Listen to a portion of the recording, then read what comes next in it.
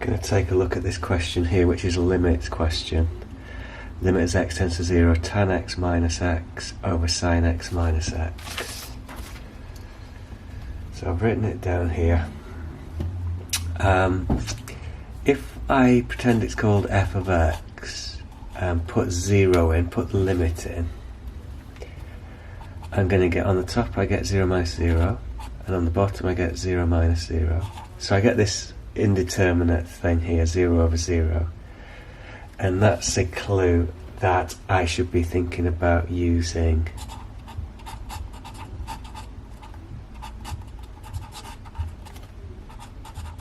L'Hopital's rule. So I'm going to have a go at that now. L'Hopital's rule says that if you've got the limit as x tends to a of some function over some other function, if it's sort of an indeterminate at the limit, like 0 over 0, infinity over infinity,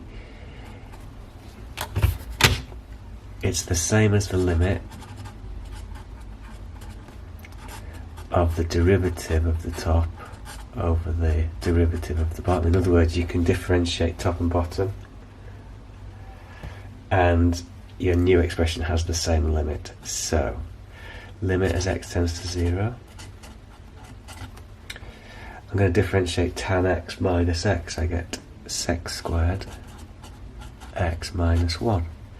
And now I'm going to differentiate the denominator. Sin x becomes cos x, and x becomes 1. Now if I pretend that that's called g of x, g of 0, put 0 in. Sec is just 1 over cos. Cos of 0 is 1. So it's 1 squared minus 1, which is 0. Put 0 into the bottom. Cos of 0 is 1, so it's 1 minus 1, so it's 0. So we've got exactly the same situation again. And we can use L'Hopital's rule again. So I'm going to do that. Lim x tends to 0. Differentiate sec squared. It's like sec inside of a bracket, so I'm going to use the chain rule. So it's 2 sec x, and then you've got to differentiate sec x, and if you do that you get sec x tan x. Differentiate minus 1, you get 0. Now differentiate the bottom.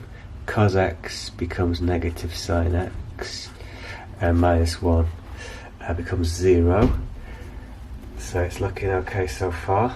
Now that's equal to, I'm not going to use L'Hopital's rule again because I can just see a load of things that I can do to simplify the expression. Tan is sine over cos. There's already a sin x under there. I'll put that over here. There's a 2 on the top there. Now sec is 1 over cos, isn't it? So that's cos underneath, so it's cos squared. And the signs will cancel.